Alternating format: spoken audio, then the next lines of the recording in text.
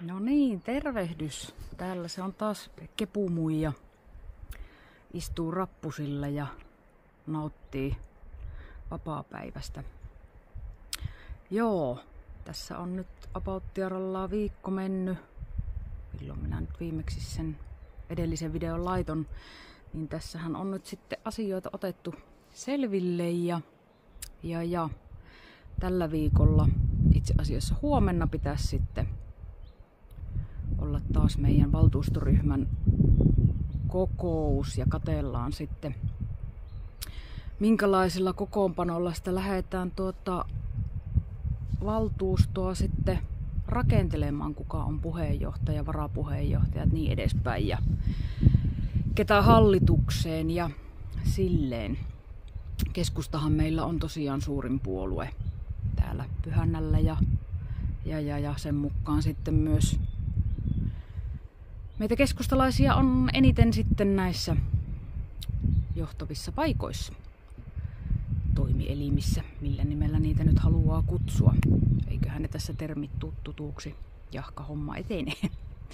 Ja itellä on tavoitteena sinne hallitukseen päästä ja sitten valtuuston varapuheenjohtajaksi. Ja kolmantena olisi sitten tuo tekninen lautakunta. Katsotaan nyt, miten aika riittää.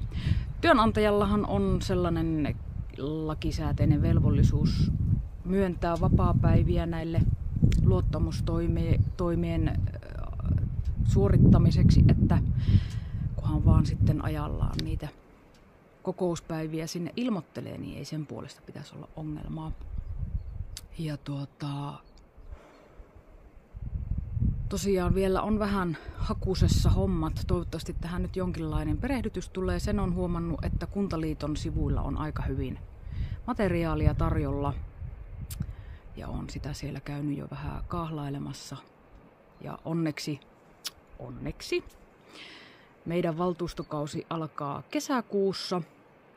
Silloin vaihtuu uudet valtuutetut, hyppää niin sanotusti remmiin ja